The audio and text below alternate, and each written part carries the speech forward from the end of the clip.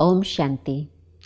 We've been taking up the context of the self and the divine, thinking about how we can meditate, but I'd like to take us through the full steps of how to come to that stage where my meditation is truly a connection with the divine, so that one can experience all the benefit of that connection. First step, let me find a quiet space where I can sit without disturbance. That's on the external physical level, but also on the inner level. Let me make sure that my physical body is comfortable so that I don't get distracted by even the physical body itself. And then, next step, let me go on that inner journey where I begin to focus on that being of light that I am. I'm pointing to the center of the forehead because this is the location of the soul, not externally on the skin, but deep inside, just in front of the brain, the pineal gland. So let's take a moment and experiment with that thought, going deeper and deeper within. I come to the awareness of the life force, the energy that I am. I am this inner being, the soul. And I, the soul, am separate from this physical body. The body is perishable, the soul imperishable. The body is made up of matter. The soul is a being of light,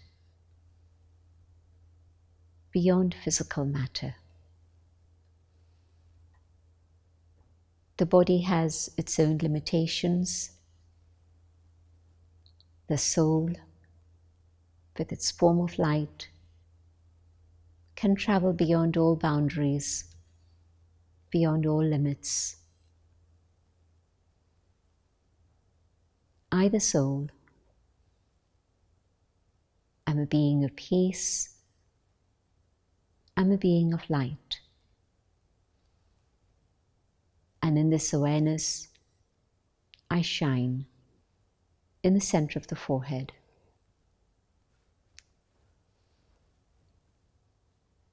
The more I practice this awareness, the easier it is to meditate. And when I say the more I practice, I don't mean sitting for hours on end in one place just having this thought. Sitting down meditation is essential, but finally we want to get to the stage where, as I walk and move and engage in all the things that are my responsibility, I'm still able to maintain my own identity and awareness of I, this being of light.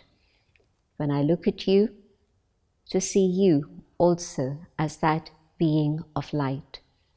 So through the day, the more I practice this awareness, and it sounds very simple, and it is very simple, but somehow it slips away very, very quickly. But the more I practice this awareness through the day, then when I have a few moments to actually sit down to meditate, it'll be very easy for me to shed the awareness of the body and just come to that feeling, that awareness of the inner being, the soul. Next step, I'm not chanting a mantra, I am a soul, I am a soul, I am a soul. I'm thinking it, I'm feeling it. The next step is that I again start to use my mind quite actively, not fast, but active and alert. And now I'm beginning to think about my own original qualities: peace, love, truth, purity, and happiness. And the combination of all these are spiritual power. spiritual power doesn't exist separately, but in fact, each one of these aspects combined together creates spiritual power within the soul itself. And so I spend a little bit of time reflecting on peace, becoming peaceful, sharing peace with the world, love. What is that pure feeling I have when I'm absolutely the embodiment of love? How inclusive is that? How far does it reach out to each and every one of the human family and even other forms of life and nature? Am I able to be the embodiment of love, of truth, of purity, of happiness? So let me experiment in meditation with each and every one of these different attributes. And I'll begin to see how connecting with the treasures that I carry within myself, I'm actually beginning to go through a process of transformation. People sometimes think that meditation is for relaxation. Yes, it helps you relax. People say that meditation is maybe to learn concentration. Yes, it does that for you also.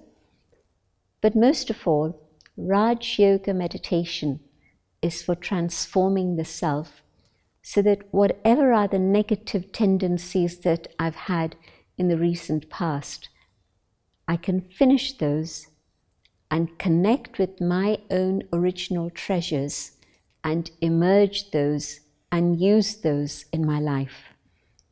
It's not even enough just to experience them in meditation, because in meditation I'm above all the day-to-day things that are happening around me. But in that experience of emerging these qualities, feeling the power within these qualities, what I can then do is to, as I interact with others, as I engage in life and do the things that are my responsibility, now the way in which I do all of these things is different. I'm now doing them peacefully, with love, with truth, with joy, with purity. So Raj Yoga meditation then becomes karma yoga. Through my karma, I'm expressing the experiences I've had in yoga, and in yoga, I'm reflecting through the things that I've done. Whatever is going on in my mind is going to come up, and so yoga with one, with the Supreme, but also karma, engaging with many, and I'm reflecting back the qualities I've experienced in yoga. The next step, I focus my thoughts on the Supreme, the Divine, the being of light, a point of light, but within that point the ocean of all positive attributes. And when I do this, then of course I begin to experience all of these coming to me. And that enhances whatever has been my journey in terms of going within and experiencing those treasures. Maybe I've been able to catch a little glimpse of love and truth. But now, connecting with the divine, I'm able to have access to an unlimited source. And all of this reaches me. The longer I stay in contact, the more these treasures are filled within the soul. And not only just for me, but in fact, connecting with the source means that these radiate out into the world. So the peace, the love, the truth is actually supporting others who are in contact with me now, but also not only do they reach into the atmosphere of this room, but they go beyond the walls. Vibrations can transcend limits of time and space. And so these vibrations of peace and truth reach out into the world. And we are building up the momentum of these vibrations so that once we reach critical mass, not only is it that individually we've changed, but we're able actually to transform the world. So meditation is not a selfish exercise. It's not just for me and me alone. Yes, I'm doing it for myself to be able to benefit from my relationship with the divine, but I'm also doing it to serve the world. This is called Mansa Seva, serving through the mind. But of course, the mind itself has to be served first, so that the mind becomes a good instrument to be able to be of capacity to serve the world. So I'm increasing the purity of my thinking, my feeling, my own mind, so that I'm capable of serving the world. Mansa Seva. So the relationship with God is the next step. Feeling those qualities of God reach me, I now realize that my eternal relationship is with this one, the being who is the source of all attributes. The mother giving unconditional love, the father giving me an inheritance, a property of happiness, my teacher, the ocean of knowledge filling me with wisdom, my friend, available for me at all times, and then my guru, the one who's going to guide me and take me beyond and give me the experience of liberation and salvation, the one who's showing me how I have to move each step of the way to attain that destination of liberation and salvation. And so, firstly, focusing on the self, the inner being. Secondly, focusing on the qualities of the self. Thirdly, focusing on the divine and the qualities of the divine.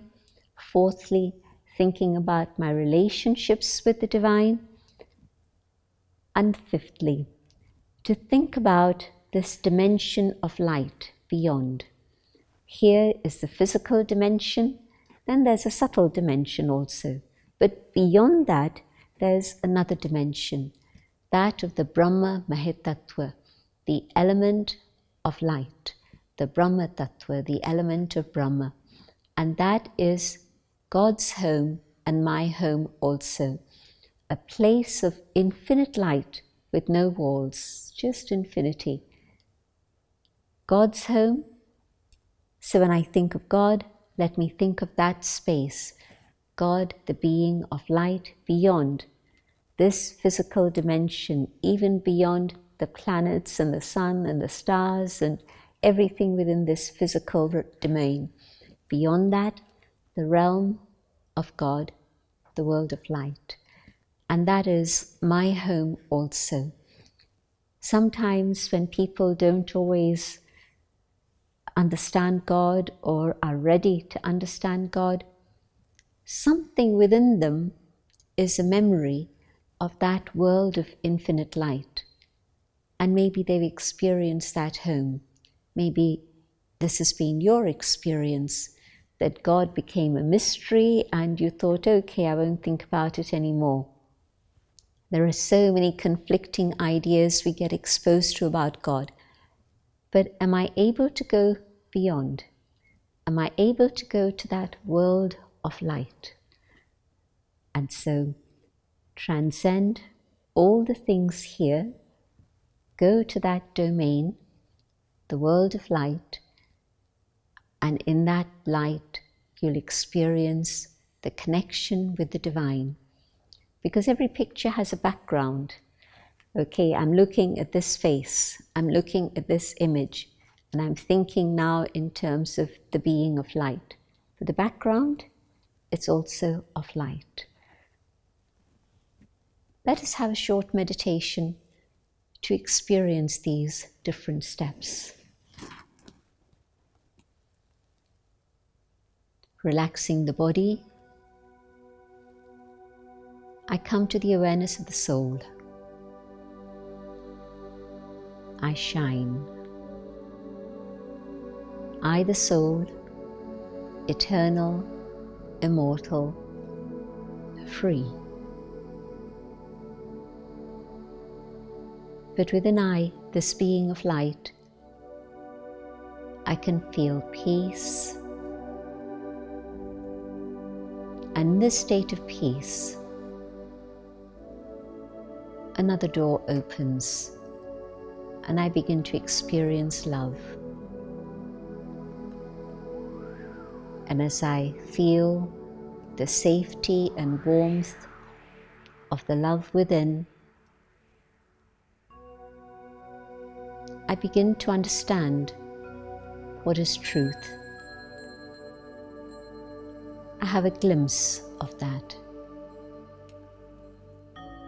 And now, in this awareness of truth, I realize that my natural state is of purity, clean, positive, free from any other influence. And that brings joy. This is my eternal state of being, of happiness. And now, knowing myself as this being of light, I connect with the divine, the supreme, the ocean of peace. And the power of peace radiates out into the world, touching every living being, touching the elements of nature.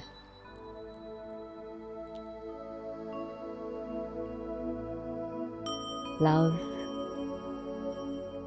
truth, purity, joy, all radiate out. I realize this being is my Supreme Mother, my true Father, my highest teacher, my great friend, and the Satguru, the one who leads me to truth.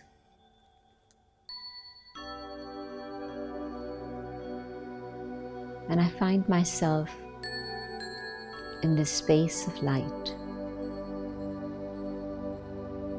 connected with the Supreme in my home, the world of infinite light.